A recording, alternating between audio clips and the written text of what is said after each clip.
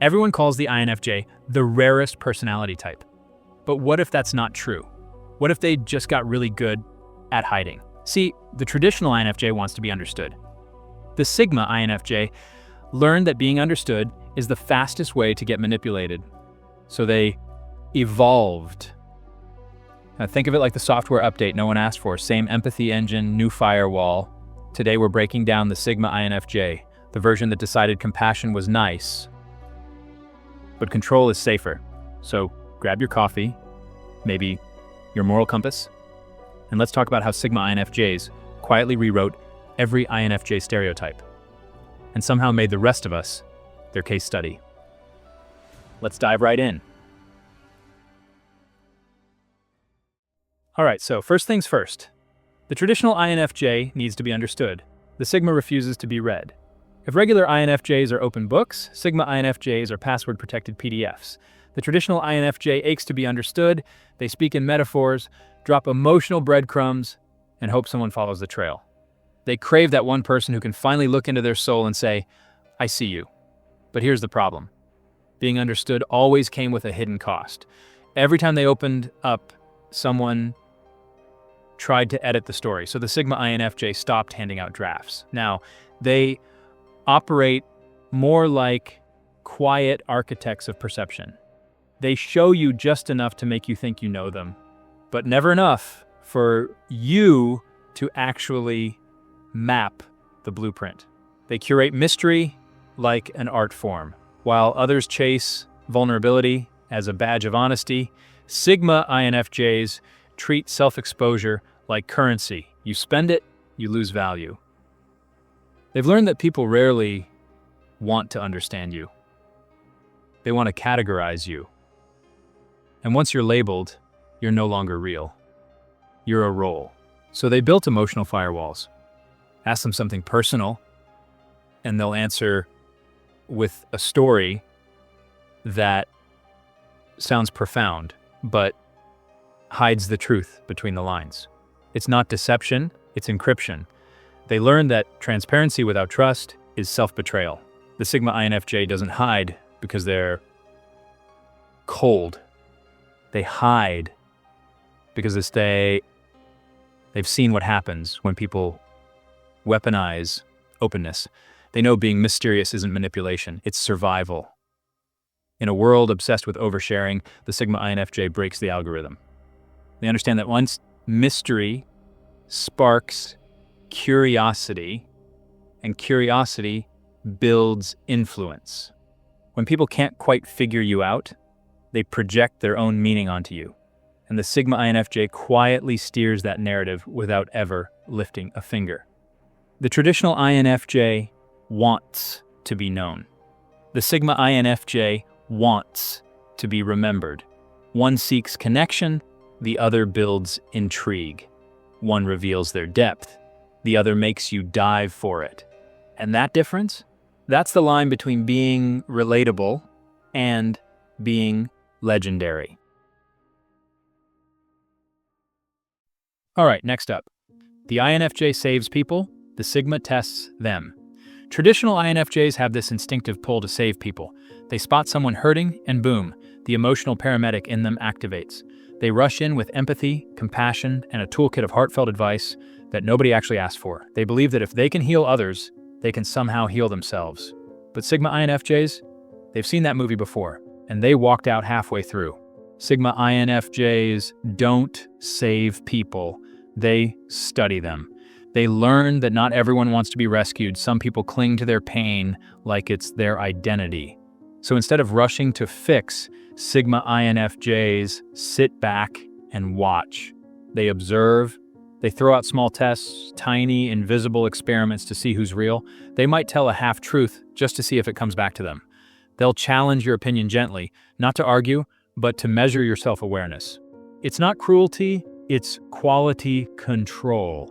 They're not auditioning for the role of savior anymore, they're casting for loyalty. Because after being burned by emotional freeloaders, the Sigma INFJ became a one-person recruitment agency for integrity. They know that compassion without discernment is self-destruction. So they test people's honesty, patience, and accountability long before they let them into the circle. And if you fail the test, you won't get a confrontation, you'll just feel a quiet absence. The Sigma INFJ doesn't slam doors. They let them close silently and naturally. One day, you'll notice they've stopped mirroring your energy. No messages, no effort, just stillness. That's your answer. This is what makes the Sigma INFJ controversial. They've taken the INFJ's soft heart and given it a backbone. They've turned empathy into strategy. They don't help everyone. They help the right ones. Their compassion isn't open source anymore. It's invite only. The traditional INFJ saves people to feel useful. The Sigma INFJ tests people to protect their peace. And that shift from rescue to discernment is what separates the healer from the strategist. Third on the list, the INFJ seeks meaning, the Sigma manufactures it. Traditional INFJs are spiritual archaeologists. They dig for meaning everywhere, in relationships, in pain, in random quotes on Pinterest. They want life to mean something, even when it doesn't. Every heartbreak must teach a lesson. Every failure must hide a divine message. But Sigma INFJs eventually hit the existential wall. What if meaning isn't discovered? What if it's built? That's when the Sigma INFJ stops waiting for cosmic purpose and starts playing architect. They don't ask, what does this mean? They ask, what do I want this to mean? And that's dangerous in the best possible way. They take the same intuitive depth of a regular INFJ, but instead of looking up for guidance, they look inward and rewrite the code. The world becomes their sandbox. Morality becomes flexible. Beliefs, optional. Everything is clay, and they're the sculptor. This is where the Sigma INFJ becomes unpredictable. They can borrow from religion without believing in it, find wisdom in cynicism, and use logic to justify intuition.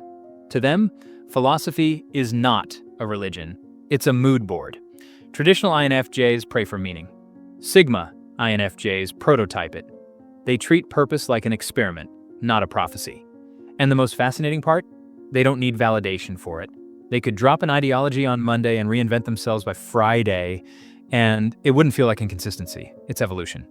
The traditional INFJ is a pilgrim searching for truth. The Sigma INFJ is a scientist manufacturing it in real time. They know life has no built-in narrative, so they write their own. Every chapter, every plot twist, every contradiction is intentional, because once you realize meaning is man-made, you stop chasing destiny and start designing it. The Sigma INFJ doesn't find purpose in life. They turn life into purpose, and that's what makes them quietly dangerous. And fourthly, the INFJ avoids conflict. The Sigma orchestrates it. Traditional INFJs treat conflict like it's a contagious disease. They sense tension and immediately start patching emotional leaks, apologizing for things they didn't do, or saying it's fine when it's absolutely not fine. Peace to them is sacred, even if it means self-erasure. But Sigma INFJs, they figured out something revolutionary. Peace without truth isn't peace. It's paralysis. So instead of running from conflict, they use it. Not to fight, but to reveal. They'll spark small disagreements just to study how someone reacts under pressure. They know the truest version of a person appears when comfort disappears. If you crumble, they take notes. If you stand your ground with grace, they take interest. It's not drama, it's data. The Sigma INFJ doesn't argue to win. They argue to understand. And sometimes to expose what everyone else is too polite to say out loud, while the regular INFJ bites their tongue to keep harmony, the Sigma INFJ bites back with precision, not to hurt, but to correct the imbalance. They understand that real connection can't exist without a little friction. This makes them intimidating, especially to people who mistake their calm for passivity. The Sigma INFJ can dismantle manipulation with a single, calmly delivered truth. No yelling, no chaos. Just surgical honesty that leaves the room vibrating. They don't need volume. They weaponize clarity. So while traditional INFJs whisper apologies to keep relationships afloat, Sigma INFJs are in the back, calmly steering the storm. They don't fear emotional earthquakes, they trigger them to see what survives. They know peace without honesty is a slow poison, and sometimes the only way to restore balance is to break it first. Fifthly, the INFJ mirrors others. The Sigma breaks the mirror. Traditional INFJs are natural mirrors. They adapt to people's moods, speech patterns, even body language, almost like emotional shapeshifters. It's how they build trust. They reflect what others need to see: warmth, understanding, and safety. It's a beautiful instinct, but also a dangerous one. Because after years of mirroring, they look in the glass and realize something terrifying. They can't tell whose reflection they're actually seeing anymore. That's where the Sigma INFJ draws the line. They stop being mirrors and start being prisms. Instead of reflecting others, they refract them, bending energy, showing people new angles of themselves they've never seen. The Sigma INFJ knows that being relatable can become a trap. People only love the version of you that comforts them, so they stop trying to be relatable altogether. You'll know you've met a Sigma INFJ when you feel both understood and slightly exposed. They don't nod to make you comfortable. They listen to make you confront yourself. It's unsettling, but also magnetic. They have a quiet defiance. They'd rather be misunderstood for being real than adored for being a reflection. Breaking the mirror isn't rebellion, it's rebirth. The Sigma INFJ understands that authenticity is expensive. It costs approval, but the trade-off is freedom. Once they stop mirroring, their personality sharpens, their opinions get bolder, and their sense of identity becomes unshakable. They no longer blend in with the crowd, they bend the crowd around them.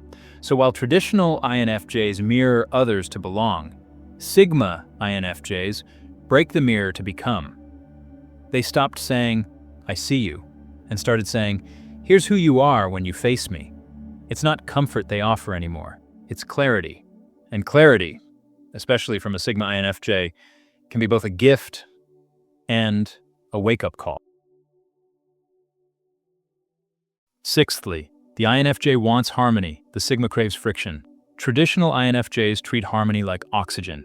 They want calm rooms, balanced energy, and deep conversations where everyone agrees that love and light will fix the world. It's sweet, but also predictable. Because harmony to them means safety. No raised voices, no tension, no rejection. Just mutual understanding and shared ideals. But Sigma INFJs realize something radical. Safety can be suffocating. They discovered that constant agreement kills growth. So, instead of chasing harmony, Sigma INFJs chase friction. Not the toxic kind, but the intellectual spark that happens when two truths collide.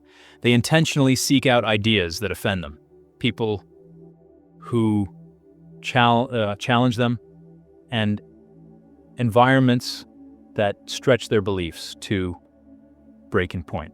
It's not because they enjoy conflict, it's because they understand that tension sharpens perspective. They'll read books that contradict their worldview, debate topics that make others uncomfortable, and question everything that feels obvious. The regular INFJ wants peace of mind. The Sigma INFJ wants expansion of mind.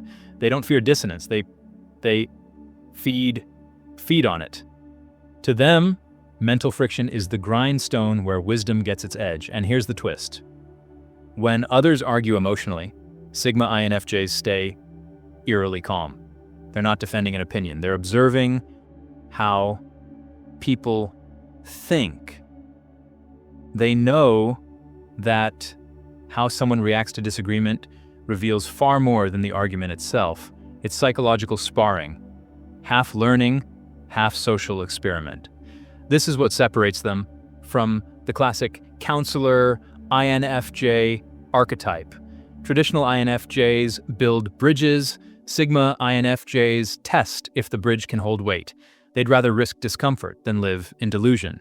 They're not afraid to say, I might be wrong, because every challenge, every contradiction, every uncomfortable truth is a portal to becoming sharper, freer, and infinitely more aware.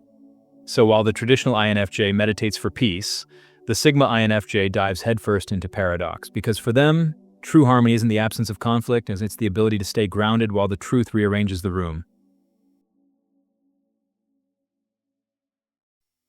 And seventhly, the INFJ seeks belonging, the Sigma builds solitude. Traditional INFJs crave belonging like air. They want a tribe, a circle, a place where their intensity finally makes sense. They imagine that one perfect group of people who will get them. Their thoughts, their depth, their contradictions. They join communities, pour their souls out and hope someone echoes it back. But time and time again, they discover the same heartbreak: being understood is temporary, and belonging is conditional. So, they shrink, adapt, and perform. They dim their light just enough to fit in, until it starts to hurt. That's when the Sigma INFJ emerges.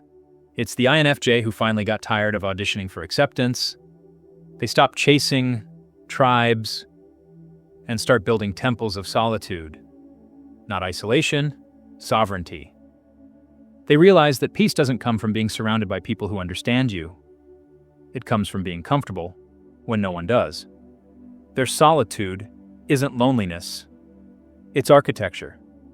Sigma INFJs don't crave groups. They create gravity.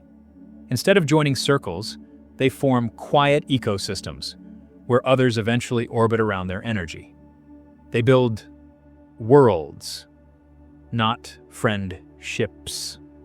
And when those worlds start to feel crowded, they disappear without warning, not out of coldness but necessity. They see belonging as a temporary collaboration, not a lifelong contract. For them, solitude is sacred space, where their intuition resets, where their ideas evolve without interruption, and where they reconnect to their internal rhythm. They treat alone time like others treat oxygen: invisible, vital, and non-negotiable. Traditional INFJs fear being forgotten. Sigma INFJs fear being absorbed. This shift changes everything. They no longer measure connection by closeness, but by freedom. If you can stand next to them without demanding access, you'll stay. If you need constant validation, you'll lose signal fast. The traditional INFJ seeks community to feel safe. The Sigma INFJ builds solitude to stay real. They don't belong anywhere because they belong to themselves. And that's not loneliness, that's mastery. Eighthly, the INFJ overthinks, the Sigma Overobserves. Traditional INFJs live in their heads like it's a 24-hour theater. Every interaction gets replayed, analyzed, and emotionally annotated. A 5-minute conversation can become a 3-act tragedy in their mind. They overthink motives, tone, hidden meanings, basically everything. Their intuition is brilliant, but it's often hijacked by imagination. Overthinking becomes their version of control in a world that rarely makes sense. But the Sigma INFJ learn to redirect that mental chaos outward. Instead of drowning in thoughts, they watch. They trade internal speculation for external observation. They become quiet data analysts of human behavior, taking in tone, body, language, microexpressions, word choices, and silences like a living lie detector.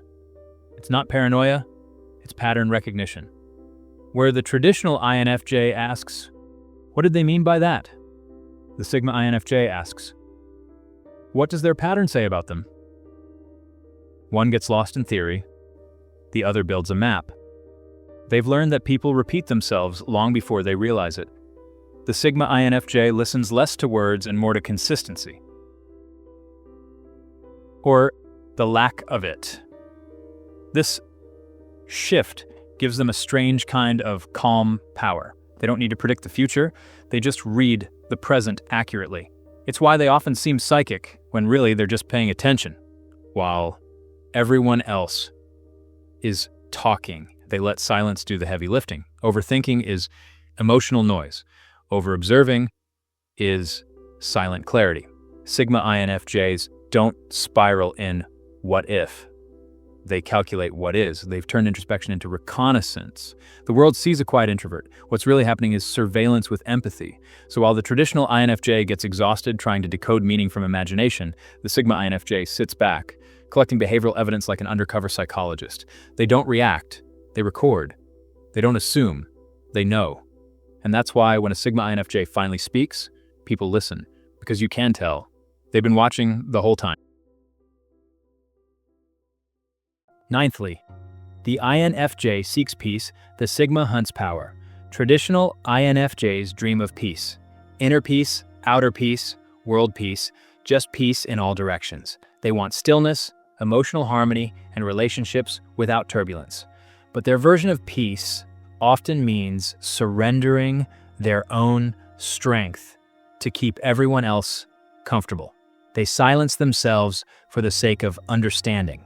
They avoid confrontation in the name of calm.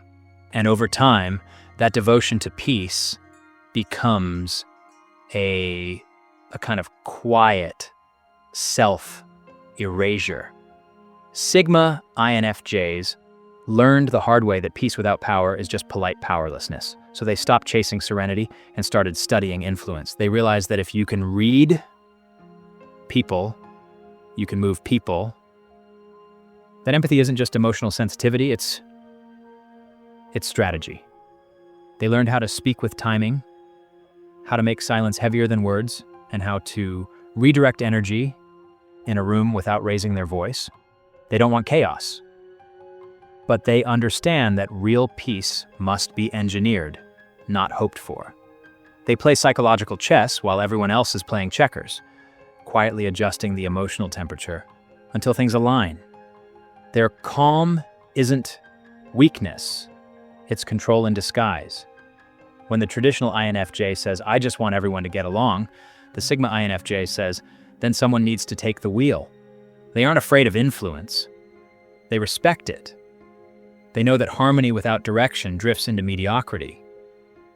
So they learn persuasion, boundaries, and emotional leverage, not to dominate, but to protect balance. People often misread this as manipulation, but it's not. Manipulation is deceit for personal gain. The Sigma INFJ's version of power is awareness used with precision. They understand that energy governs every interaction, and whoever masters it, leads it. So while the traditional INFJ meditates to find peace, the Sigma INFJ creates it, sometimes through uncomfortable truth, sometimes through quiet authority. They've stopped being passengers in the pursuit of calm. They're driving the car now, and they know exactly when to hit the brakes. Last but not least, the INFJ dreams of purpose. The Sigma becomes one. Traditional INFJs live for purpose. It's their compass, their motivation, their favorite form of existential caffeine. They spend years searching for it through careers, relationships, spirituality, and self-help books. They crave a reason that justifies their depth. But here's the catch. When you build your identity around purpose, you're always one failure away from collapse. You're chasing a moving target that never stays still. Sigma INFJs figured that out. They stopped chasing purpose and started embodying it. To them, purpose isn't something you find. It's something you become. They don't wait for signs from the universe or the right timing. They create meaning through momentum. Every project, every idea, every conversation becomes a vessel for something larger than themselves. Purpose isn't a destination anymore, it's the way they walk. And they've realized that the traditional INFJ's obsession with destiny is just fear dressed as faith, the fear of being ordinary. The Sigma INFJ dismantles that fear by accepting ordinariness as the foundation for mastery. They build meaning through a counteraction, not identity. And that's what makes them so magnetic. They live as if they are the message, not the messenger. When you're around them, you feel it. The stillness of someone who's stopped searching. They don't preach alignment, they radiate it. They don't say, I need to find my calling. They are the calling. Every decision, even the quiet ones, feels deliberate. Even their silence feels like it's leading somewhere. This is the final transformation of the INFJ psyche. The moment they stop being seekers and start being architects. They no longer need external validation, divine confirmation, or a perfect plan. They become self-sustaining meaning machines. The traditional INFJ looks for a story to belong to. The Sigma INFJ writes the story and then disappears into it. They don't talk about purpose anymore. They move like purpose. And that's the difference between living with meaning and being the meaning itself. So, what do you think? Do Sigma INFJs really rewrite the INFJ rulebook? Or are they just the next evolution of self-awareness? I'd love to hear your take. Drop your insights, debates, and hot takes in the comments.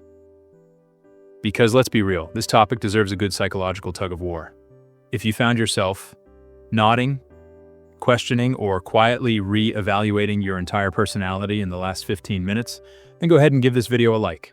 It tells the algorithm that depth still matters.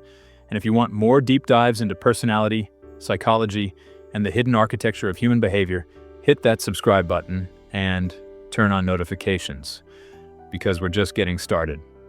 Until next time, stay curious, stay grounded, and maybe stay a little unreadable.